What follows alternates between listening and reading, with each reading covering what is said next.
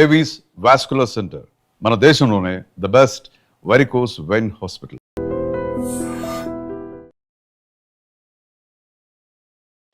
సంగారెడ్డి జిల్లా బీరంగూడలో నిన్న జరిగినటువంటి ఒక కేస్, శ్రవణ్ సాయి అట్లాగే శ్రీజ, వీళ్ళిద్దరూ ప్రేమకు సంబంధించిన వ్యవహారంలో ఇప్పుడు శ్రవణ్ సాయిని ఈ అమ్మాయి వాళ్ళ తల్లి ఎవరైతే ఉన్నారో సిరి, ఆమెనే ఇంటికి పిలిపించి హత్య చేయించింది అనేసి నిన్నటి వరకు ఒక వర్షన్. కానీ ఇది మామూలు కేసు కాదు. అసలు ఇందులో మరి ఎవరు తప్పు చేశారు, ఎవరు తప్పించుకునే ప్రయత్నం చేస్తూ ఉన్నారు అనేది కూడా పెద్ద ట్విస్ట్ల మీద ట్విస్ట్లు అయిపోయినాయి. చాలా అంటే చాలా క్వశ్చన్స్ రైజ్ అవుతున్నాయి. ఇప్పుడు మీరు చూడండి, నిన్నటి వరకు ఒక వర్షన్ నడిచింది. అది ఏంటి అని అంటే, వీళ్ళిద్దరి కులాలు వేరు. అంటే ఇప్పుడు శ్రవణ్ సాయి ఏమో ఓసీ, వాళ్ళేమో అమ్మాయి వాళ్ళేమో బీసీ. అందుకని ఇష్టం లేదు, అమ్మాయి వాళ్ళకి ఇష్టం లేదు, అందుకని శ్రవణ్ సాయిని చంపించారు అనేది నిన్న ఒక వర్షన్ వినిపించింది. కావాలనే అమ్మాయి వాళ్ళ తల్లే పిలిపించి హతమార్చింది అబ్బాయిని అనేటువంటిది నిన్నటి వరకు మనకున్నటువంటి వర్షన్. ఇప్పుడు కేసులో కొత్త కొత్త విషయాలు, కొత్త కొత్త ట్విస్ట్లు అనమాట. ఒక్కొక్కరిని పిలిచి మాట్లాడుతుంటే ఇప్పుడు ఏంటి, ఈ అమ్మాయి ఎవరైతే ఉన్నారో శ్రవణ్ సాయి ప్రేమించినటువంటి అమ్మాయి ఇప్పుడు హాస్పిటల్లో ఉంది. ఆమె గత 20 రోజుల నుంచి కూడా బాలేదు, వామిటింగ్స్ అవుతున్నాయి. కాబట్టి ఈ తల్లే, ఈ సిరి, అమ్మాయి వాళ్ళ అమ్మ పేరు సిరి, ఆమెనే హాస్పిటల్కి తీసుకెళ్ళింది. ప్రస్తుతం ట్రీట్మెంట్ నడుస్తోంది, టైఫాయిడ్ ఏదో సంథింగ్ అన్నారు అన్నటువంటి మాట చెప్తున్నారు.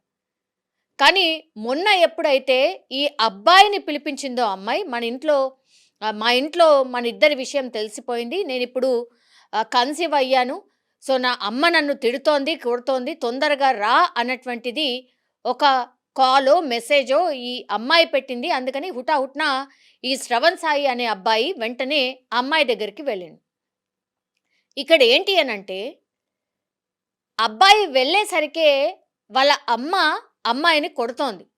సో దానికి అడ్డు వెళ్ళిండు, అడ్డు తగిలిండు, ఎందుకు కొడుతున్నారు ఏంటి అని అడిగే ప్రయత్నం చేసిండు. ఆ కోపంలో ఉన్నటువంటి క్రమంలోనే అమ్మాయిని కొడుతుంటే ఆ అబ్బాయి అడ్డొచ్చిండు. కాబట్టి ఆ బ్యాట్ కొంతమేర ఆయనకు కూడా తగిలింది.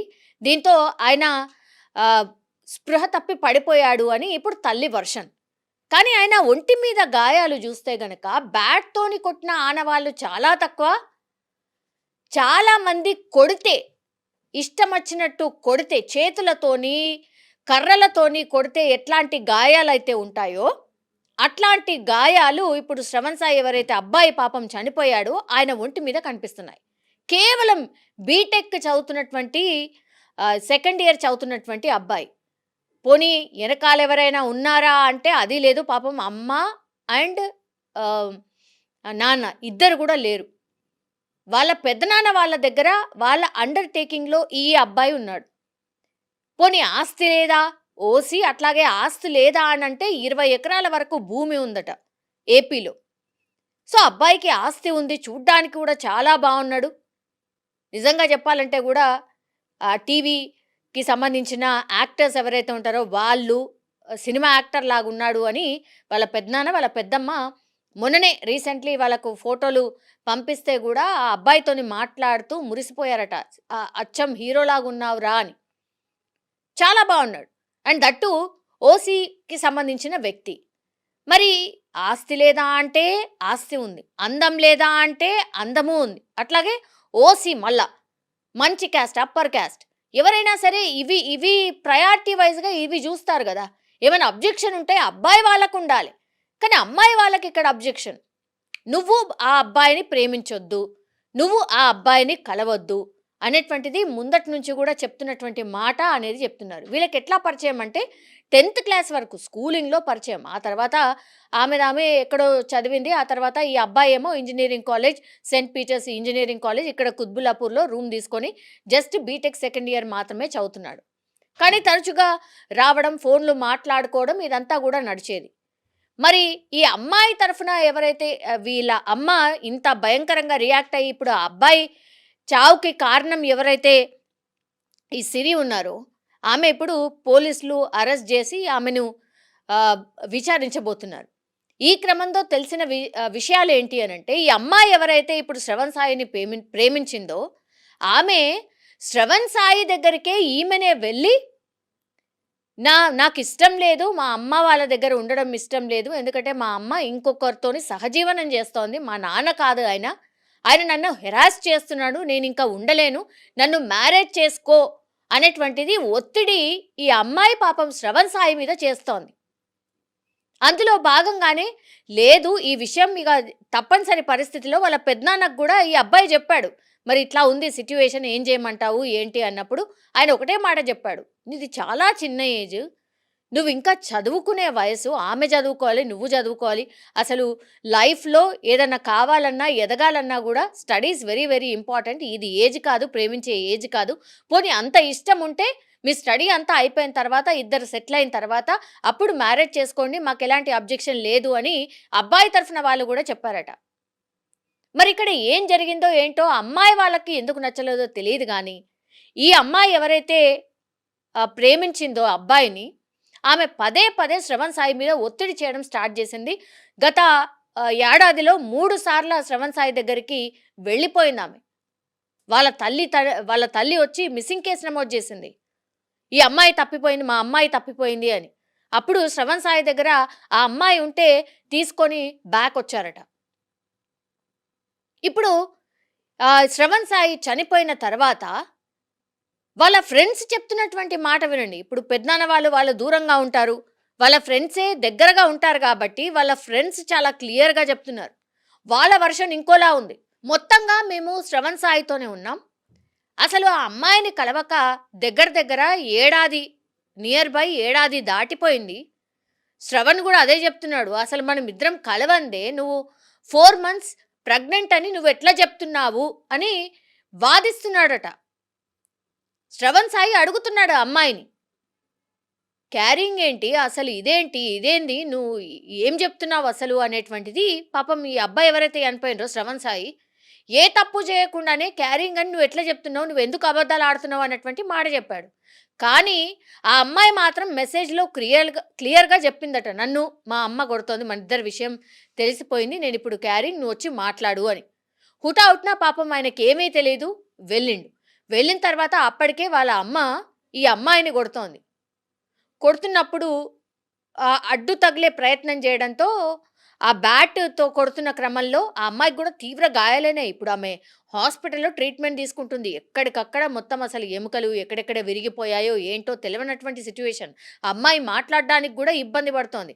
సో మానసికంగా ఆ అమ్మాయి కుంగిపోయి ఉంది.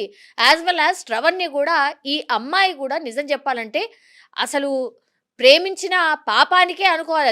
దీన్ని బట్టి చూస్తేనైతే పాపం అభం శుభం తెలియదు, ఆయనకి ఏమీ తెలియదు, జస్ట్ ప్రేమించినందుకు ఏదో ఉచ్చులో ఆయన బిగిసుకుపోయి లాస్ట్కి వస్తే ఆయన చనిపోయినటువంటి సిచ్యువేషనే కనిపిస్తూ ఉంది ఇక్కడ. ఈ అమ్మాయి చెప్పిన దాన్ని బట్టి, ఇప్పుడు శ్రవణ్ రియాక్ట్ అయిన దాన్ని బట్టి, అసలు నేను సంవత్సరం అయింది నిన్ను కలవక, నువ్వు కన్సీవ్ అయ్యావని ఎట్లా చెప్తున్నావని క్వశ్చన్ చేశాడు అని వాళ్ళ ఫ్రెండ్స్ చెప్తున్నారు. అండ్ గతంలో ఇప్పుడు అమ్మాయి శ్రవణ్ సాయి దగ్గరికి వచ్చినప్పటికి కూడా వీళ్ళ ఫ్రెండ్సే సర్ది చెప్పి, ఇట్లా కాదమ్మా, ఈయన ఇప్పుడిప్పుడే చదువుతున్నాడు, నువ్వు కూడా చదువుకో, ఇప్పుడు అట్లా కాదు అని చెప్పి చాలా బతిమిలాడి బామాడి ఆ అమ్మాయిని ఇంట్లో దిగబెట్టొచ్చారట. దిగబెట్టే క్రమంలో అక్కడ వాళ్ళ ఇంట్లో ఉన్నటువంటి వాళ్ళు, అంటే అమ్మాయి వాళ్ళ ఎవరైతే సహజీవనం చేస్తుందో అతను, వాళ్ళ బాబాయ్ యాజ్ వెల్ యాజ్ తల్లి, వీళ్ళు చాకులు తీసి ఇప్పుడు ఈ ఫ్రెండ్ ఎవరైతే ఉన్నారో అట్లాగే శ్రవణ్ సాయిని ఇద్దరిని బెదిరించాడట. ఇంకోసారి మా అమ్మాయితో కనిపిస్తే మిమ్మల్ని చంపేస్తాం, కనబడకుండా చేస్తాం అని చాకులు తీసి వీళ్ళిద్దరిని కూడా బెదిరించారట. సో ఇంత జరుగుతున్నటువంటి క్రమంలో నిజంగానే ఈ అమ్మాయి చెప్పినటువంటి వర్షన్ కరెక్టా? 20 రోజుల క్రితం హాస్పిటల్ పోయింది, ట్రీట్మెంట్ ఏదో తీసుకుంది, వామిటింగ్స్ అవుతున్నాయి అంటే టైఫాయిడ్ ఏదో వచ్చింది అనే మాట తల్లే చెప్తోంది. మరి ఆనాడు చూయించినప్పుడే ఆమె కన్సీవ్ అయినట్టు తెలిసిందా తెలవలేదా? ఇది ఒక క్వశ్చన్.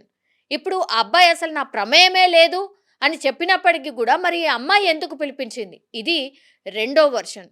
అసలు 2 సార్లు 3 సార్లు వచ్చిన తర్వాత కూడా అమ్మాయి నన్ను చేసుకో అని చెప్పిన తర్వాత కూడా అప్పుడు ఏమీ చెయ్యనటువంటి వాళ్ళు ఇప్పుడు ఏకంగా అబ్బాయిని పిలిపించింది అమ్మాయే, మాకు అసలు సంబంధం లేదు, మేము ఇంతవరకు అసలు చూడలేదు అన్నటువంటి మాట చెప్తున్నారు. సో పూర్తిగా అబ్బాయి మీదనే బ్లేమ్ మొత్తం నెట్టేసి అమ్మాయి వాళ్ళు తప్పించుకునే ప్రయత్నం ఏమైనా జరుగుతోందా? ఈ కేసులో ఏం జరుగుంటుంది? చాలా క్వెషన్స్ అండ్ చాలా వర్షన్స్ అయితే ఇందులో ఉన్నాయి.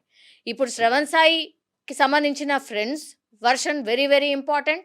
అట్లాగే ఇప్పుడు అమ్మాయి కోలుకున్న తర్వాత ఆమె చెప్పేటటువంటి మాటలు కూడా వెరీ వెరీ ఇంపార్టెంట్. ఇప్పుడు అబ్బాయి తప్పు చేశాడు, అట్లాగే అమ్మాయి కూడా తప్పు చేసింది. ఈ మధ్య కాలంలో జరుగుతున్నటువంటి అన్ని కేసెస్లో నిజం చెప్పాలంటే కూడా అబ్బాయిలే బలైపోతున్నారు, అమ్మాయి తరఫు వాళ్ళు బాగానే ఉంటున్నారు. నిజంగా ఆ ఏజ్లో ఏం తెలుసని ప్రేమ ప్రేమ అని. గతంలో ప్రేమ దానికి ఒక వాల్యూ ఉండేది, త్యాగం కూడా వాళ్ళు చేసేటోళ్ళు. ఇప్పుడు అసలు త్యాగం కాదు, త్యాగం అంటే ఏంది అని అంటే సంపడాలే. ఇక త్యాగం అంటే సంపడాలి, ఎవరో ఒకళ్ళు ఉండొద్దు గంతే. అట్లయిపోయింది సిచ్యువేషన్. ఏంటిది, దీన్ని కూడా ప్రేమ అంటారా అని చాలామంది క్వశ్చన్ చేస్తున్నారు. తెలియనటువంటి ఏజ్లో, మీరు చదువుకోవాల్సినటువంటి ఏజ్లో ఈ ప్రేమ ఏంటి అనేది కూడా చాలామంది క్వశ్చన్ చేస్తున్నారు. సో అబ్బాయి తప్పు చేశాడు, అమ్మాయి కూడా తప్పు చేసింది. ఇప్పుడు బలైపోయింది ఎవరు అని అంటే అబ్బాయే బలైపోయినటువంటి సిచ్యువేషన్. సో దయచేసి అర్థం చేసుకోండి, అమ్మా నాన్నలో అటువైపో ఇటువైపో చెప్పినప్పుడు దయచేసి దాన్ని బుర్రలో ఎక్కించుకునే ప్రయత్నం ఒకటి చేయండి.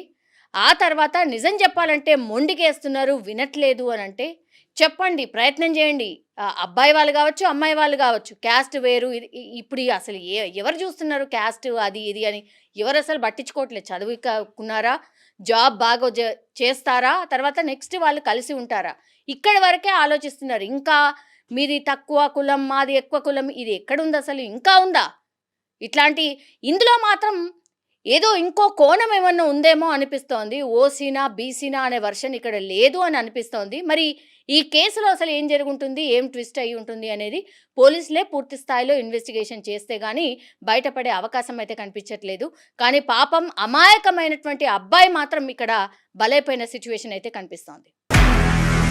నిజంగా ప్రస్తుతం ఉన్నటువంటి సమాజం దేనికి ప్రయారిటీ ఇస్తుంది? ఆర్థిక సంబంధాల చుట్టూ మాత్రమే తిరుగుతోంది. మళ్ళీ ఎన్నికలంగానే చాలా విరక్తి కలుగుతున్నాం. మంచి అనిపిస్తుంది కదా, లేడీస్ కూడా ఛాలెంజింగ్ జాబ్స్ చేసినప్పుడు చాలా బాగుంటది. ట్రాఫిక్ అసిస్టెంట్స్ గా నియమించిన ట్రాన్స్జెండర్స్ అందరితో సాల్యూట్ చేయించుకుంటున్నారు. ఫుడ్ డెలివరీ ఇవ్వటానికి వెళ్ళినటువంటి డెలివరీ బాయ్ అనిల్ పై కళ్ళ ముందు